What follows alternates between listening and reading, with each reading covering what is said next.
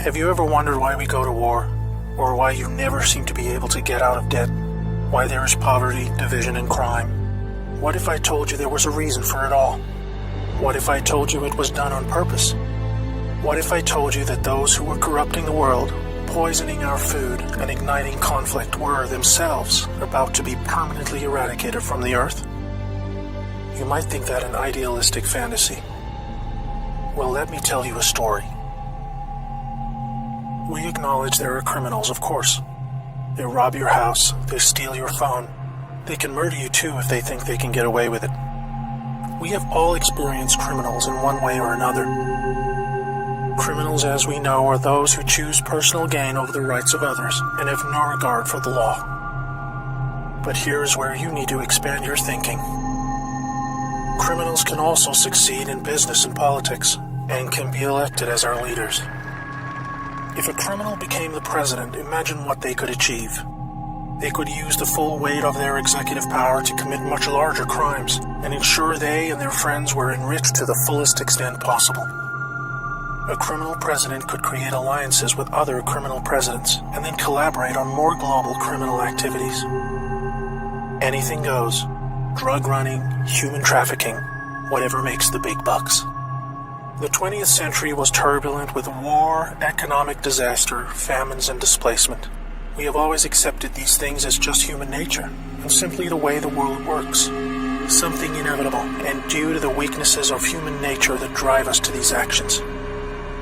This is where we were all tragically wrong. You are not a criminal. I'm not a criminal. So how can we just assume that it is human nature that is driving all this pain and misery? What if it wasn't human nature at all, and as a result of something more deliberate? We were taught that capitalism was the cause of a massive rich-poor divide and the reason for poverty, which in turn is the reason for war, crime, and starvation. Others were taught that communism, a system of equal wealth across all people, was really to blame for the mess. But you see, folks, it is none of these things. It is not our nature to fight and be racist. It is not in our nature to rob from others. What you must learn is that it was the criminals all along. Yes, they got power. More power than a criminal should ever have. They rose to the top of media companies that control our news and entertainment. They ascended to the top of the banking system, also to the Oval Office, to Brussels, to the Vatican, to the Crown. They crept in quietly. They became leaders of agricultural companies who have control over our food supply. Also big pharmaceutical companies, the ones we trust to help us when we're sick. Nobody stopped them, and they just recruited more criminals to help them. First, they accumulated the world's wealth. They invented a system of money called central banking, which lends money to governments with interest, placing countries into eternal debt. People's wealth got less. Their wealth got more. Much more. When a criminal is already as rich as they can get, then protecting their ill-gotten gains becomes the priority. Angry citizens tired of being poor are a major obstacle and can revolt if they suffer enough. The criminals needed to prevent this. So they diverted attention to the last remaining competitor, the people of the world. You and me. We were not happy being ruled by criminals and having to work 3 jobs just to survive.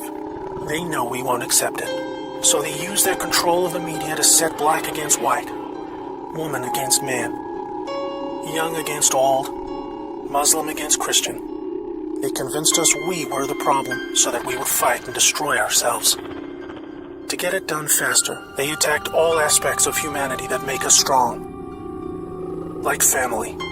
Using their influence over culture, they popularized lifestyle choices that led to a surge in broken homes, lost youth, and substance abuse. I could talk all day about how else they deliberately weakened us, and it would turn your stomach. We were just trying to get on with living. So where are all the good guys? Good people just want to get married, have kids, make a living, and enjoy their liberty. Well, there were good guys. Many. One became the President of the United States in January 1961. He knew about these criminals and wanted them gone. He knew their intentions for us all, and he wanted to fight them. Sadly, he had no idea how powerful they had become. Reagan also had good intentions for the American people. He knew this criminal mafia controlled almost everything by this stage, including the powerful rogue intelligence agencies. His economic policies were promising, but the criminals needed a weak America to hold on to their power. Reagan was shown with a bullet that a growing U.S. economy and prosperous citizens were not what the criminals wanted. It was looking pretty grim for good people. Every time someone wanted to stand up and do the right thing, they got stopped. Were we ever to be freed? These criminals are also known as the deep state, or cabal, because of how they control things behind the scenes. Every president after Reagan was one of these deep state criminals, and their empire got even stronger. With each bad president came new depths America and the world would sink. The world collapsed into darkness. Do you need me to tell you how? Destroyed factories, declining job numbers, sicker people, opioids, destruction of Iraq, Syria, and Yemen with pointless war, displacement of people into Europe, ISIS, terrorism, collapsed governments, poverty, and genocide. Total misery. Do you think that was inevitable? Hell no.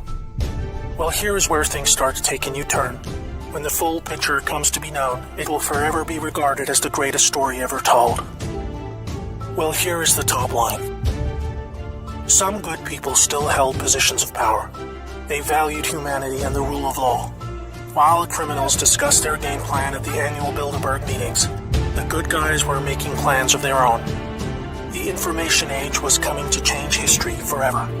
As the internet flooded into every home and appliances became smarter, and when people started carrying tracking devices, an opportunity to put an end to criminal control over the world was emerging. We became connected, trackable, and surveilled. But so did they. They became dependent, just like we did, on email, SMS, instant communication. It made crime much easier, but it also put them on a grid that, if accessed by the right people, would expose their crimes to the public and end their iron grip on us once and for all.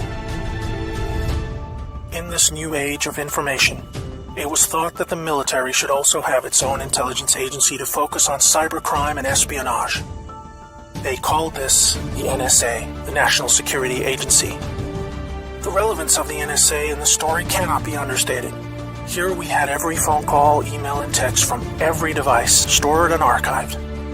Whether it be someone making a doctor's appointment or the deep state setting up a massive heroin purchase from the Taliban. In the right hands, it will be enough information to expose the entire sinister criminal plot to rob us blind and wipe us out. Hold that thought. Now I need to explain the plan. The good guys were devising a plan to reclaim the world from the cabal and return it to the people. It would involve alliances with multiple countries, since the criminals had global rat lines, trade, and other infrastructure in place that would need their cooperation. It came down to two choices for America. Launch a military coup to seize the government from whichever cabal puppet was in the White House at the time, or win legitimately, take control of the NSA, expose the criminals for what they are, and arrest them all. Obviously, the first option would be very troubling for the public. With people still preoccupied with cabal-engineered social issues, they would likely revolt and hurt themselves and others. No, it would have to be the latter. So they needed a candidate who could win, and who could win big. Many states like California had been so heavily inundated by criminals that even the voting machines were electronically set up to swing votes any which way. It would need to be a very decisive victory. Good patriots in the U.S. military and their global partners asked Trump to run for president so they could take back control of America legitimately without alarming the public. Trump was a good choice, obviously, because he overcame the voter fraud and won. But he was a patriot, and he was loved and admired by the public. He was not interested in joining the cabal, mainly because they hated America and he did not agree with them on that point. As soon as he showed interest in taking power, they activated their media assets to viciously turn on him. That's when we saw the sudden hatred emerge. Even when he won, the cabal still had no idea what he was a part of, and the sophisticated plan that was about to unfold against them. Shocked at their loss, they mobilized their full arsenal of intelligence, media, money, and technology to try and take back power. There are people at the top of the DOJ and FBI then put together a plan to flame Trump and have him impeached. This is where we come back to the NSA again. all messages were stored and could be used to expose this plot and prevent Trump's overthrow. An entire book will be written about the first 2 years of Trump's presidency. False flag terror attacks, downed planes, missile alerts, assassination attempts.